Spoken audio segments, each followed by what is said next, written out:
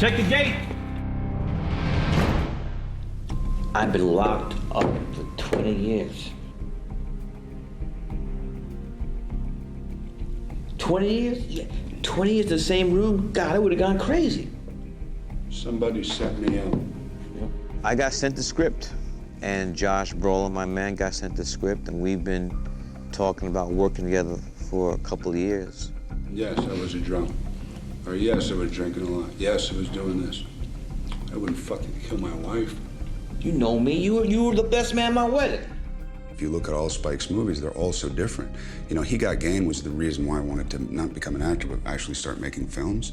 I've seen the film 50 times, I'm sure. And as you said yesterday, as we move forward, we'll start to know these people. We'll start knowing these people better. Yeah, kind of like what we did in there, but a little more messed up. And then we're going to do a big mess up. That's a little mess up. One thing that Josh always loves to do is he loves to explore ideas through makeup and hair. So in dealing with his character in this, there was a few key elements. One, what is his look before he becomes imprisoned? And then what is his look after he becomes imprisoned? That looks like a 20-year. It matches the hair. We wanted to show this juxtaposition between the two. I wanted to give him this sort of pale quality to his skin because he's been living in a cell with no natural daylight. I like makeup. I'm like one of the guys that actually likes, you know, sitting in a chair and having him kind of work his magic. She goes right, I go left. Ready? Okay. There we go. Mr. Joe just said, you just turned off the water. You're coming out. What the fuck is this? So you're looking for your clothes, wallet, watch, can't find anything. Then you go to the dresser. Top drawer to bottom. 2 drawers. We talked a lot about how do you make that room mundane yet interesting at the same time. If you had to look at it for 20 years, you could just recede into numbness. It was very complicated, actually. Sean? Set. Action! I have to know what's being in prison like. Okay, well, let's go spend 3 days in solitary confinement. Well, first of all, you know you're getting out, so you'll never be able to have that feeling of what it is to not know when you're getting out.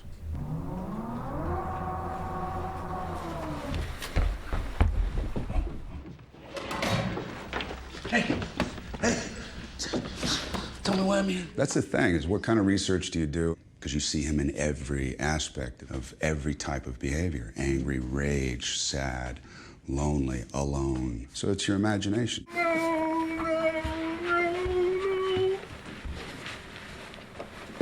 And cut. Josh, your head blocked a little bit. All right, right? That's what Spike does. He creates an ambience where anything goes. All right, Spark. Bigger screen when you, that shit hurts. Set. Good.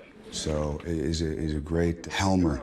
And obviously he has a major, major interest in what behavior is, you know, the art of behavior. Action!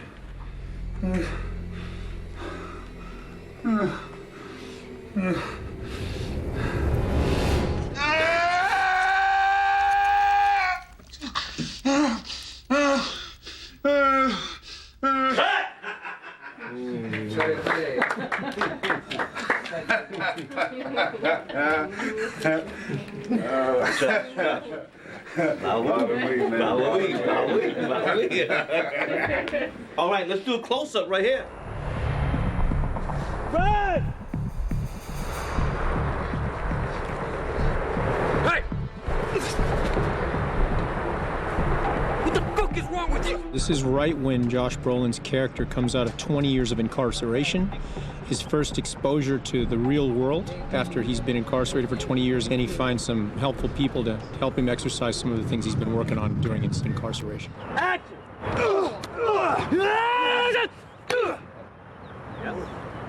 That's good. Nice, Andy, you okay? Nice, Andy, nice bump, brother. We worked on a lot of hands and in a lot of grappling type stuff, and I've worked with Josh before, and he's a tremendous athlete. I mean, when you have a starting pitcher like Josh Brolin, and you get some game-bred stuntmen that aren't afraid to get hit, it's a perfect storm for great action. Action!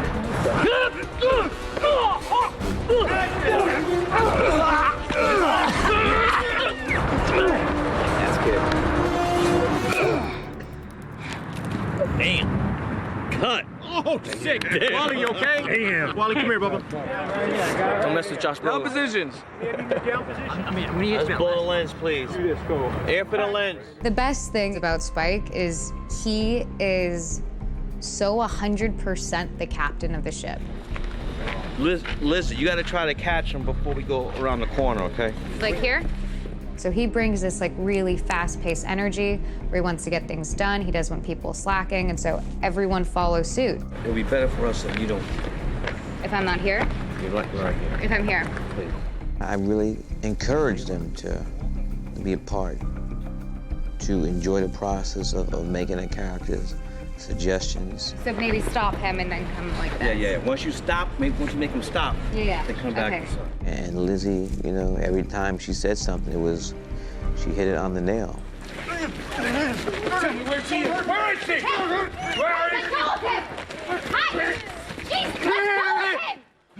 Look, if you want to see the doctor, you need to respect the rules, okay? Everything has just been this like awesome web of communication. I've never been part of something this collaborative ever.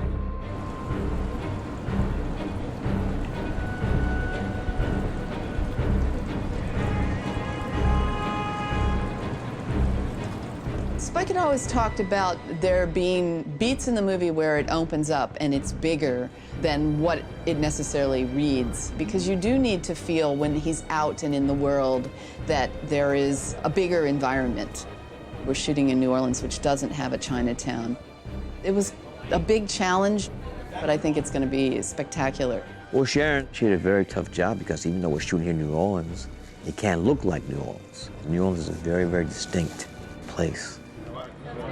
Copy. Blue camera, marker. Background.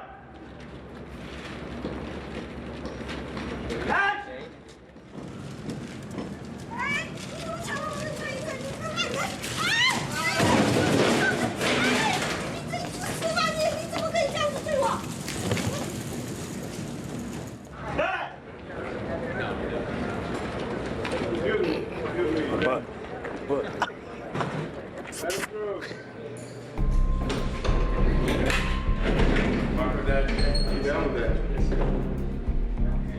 Sam and I go way back. We both went to Morehouse College, Atlanta, Georgia. He was there a little before me, but I've known him since then. Hang up. And you press this red button here. Mm-hmm. That's where your line is. Yeah. Hello. Hello. Time to feed the pets. Yep. Then when they don't respond, what the fuck? And you walk forward. He's very collaborative with his actors. He allows us to create and bring what we find in our characters to the stew and use our spice in it to make it palatable to an audience, hopefully. Hello. It's time to feed the pets. Damn, these motherfuckers don't do shit. Hey, what's up with the car? Between like the wardrobe and the hairdo, it's someone that you really don't want to be in their company. Get out! Hey, get out! I was gonna let Cortez here have some fun with her. But anytime we're in really vulnerable, bizarre situations, we always found ways to laugh and joke about things in between takes, because you kind of have to.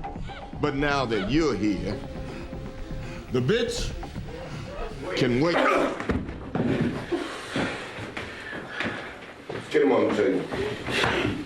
That's the one right there. Come on, guys. All right. Whereas yesterday, I felt like we did a couple that were like 105%. Got it. Whereas just, got it. You a car now, you a car. Yeah, all right, cool. All right. We are in the Naval Yard on Dauphine, which is the climactic scene in the movie Oldboy. This is what the last few weeks has come down to, is right here, right now, okay? Let's leave this place with no regrets. No, I wish I woulda, I wish I coulda. Leave it all on the set today, all right? JJ and Norby are visionaries when it comes to stunt work. Be clear on this one. Clear. This way. Clear. Stop. This way a little bit. Remember, center of the, that's it. Back to one. Yep. Originally, it's supposed to be in a spiral staircase. and we couldn't find a location, and we couldn't afford to build a spiral staircase. So the next thing was to do it on a ramp. One of the things that Spike always wanted was this ability to have the fight not just move horizontally, but move vertically as well. And when we got to the location and it had this tremendous ramp, it just lent itself to that kind of vertical aspect of a fight. This was really an exciting shot for us. This shot was to do it one consecutive shot without cutting and pasting, and so that's the only way to do it is with this crane. The 73-foot hydroscope allows it to get 14 feet into the air and then extend 73 feet up. One of the things I admire about Spike and about what he pushed for was getting these bigger moments in the movie to really expand its scope. You have to be together. Because if you throw it at the guy, you throw it at this guy. The guy in the middle? And the guy in the middle and two guys in the back, they're like, oh. Oh, okay. Well, I didn't know they did that, because I'm not looking at it. Yeah. I threw the bat, and I was off, so I'll see it. We had 6 weeks of prep, and Josh Brolin, it was every weekend, every Saturday and Sunday. We spent rehearsing. I can tell you there's only 2 actors that I know that could retain this much choreography, and Brolin was a gem. I mean, he was something else. He's an animal the way he approached this.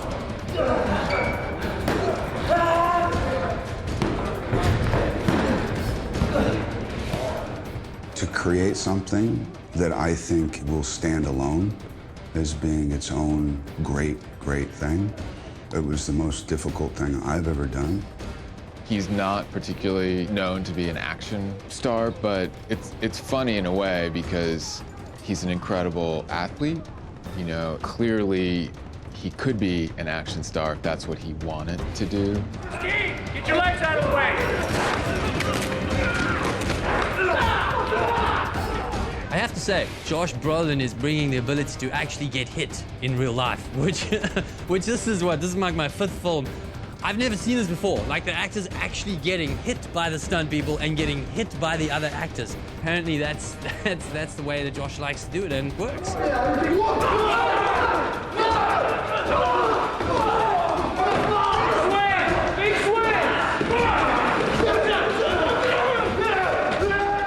They created something truly genius, and without their support and without their challenging natures, pushing me as hard as I could go, at least for that day, you know, they were very, very hands-on, and I couldn't have done it without them. No way. No way.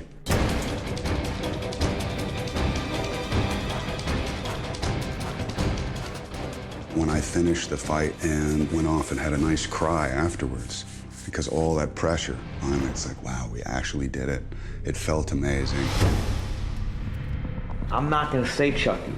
He's gonna say it.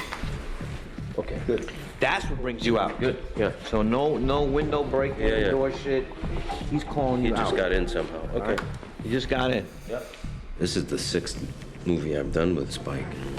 I've known him for 20-something years. That's why I called out dead. I need you like the. Yeah. No, I die. understand. Okay. He has a very great sense of actors and realism, and really gives actors room to create characters, and likes to see little details. Yeah, do that again. That's good. That's helpful. Okay. All right. Here we go. You called her a whore. You called her a whore! Whore! Whore! Cut. Good. You all right? Yeah. Good. Josh, are you hitting straight away the first hit? Are you bang, bang, so bang, straight away? Throat. Okay, okay. I was introduced, like a lot of people in this world, to Sharlto with his great performance in District 9. Just so the first one. I can see the other ones coming, but I just have to know that one's coming straight away. Spike is very, very fun to work with in terms of letting you come up with ideas and things to do with the character. Now you gotta hit the remote again. Again? Because that's when they're making love. Okay. Boom. One of the things that Spike suggested early on was he wanted to make Adrian British. He wanted to have a British family who had gone to school in the United States, but that Adrian had spent most of his life in the UK. You tell me where she is, you tell me! Answer the question you never asked. Why did I let you go? Everybody that's on this film who are all completely devoted to giving the best performance that they can do and trying to make this the best film it can be. I think revenge is a very primal human emotion, and I think that is something that has attracted audiences to see revenge movies. Sound speed. Blue camera mark only. Action. Well, I think revenge is part of human nature, where a wrong has been done to you and somebody must pay. Well, everybody likes to get back at people. It's a common factor. I mean, everybody's had something done to them that they wish they could exact some manner of revenge for. I mean, revenge is great because it's something that we can't really carry out. So we have to live it through other people, you know, live it through movies.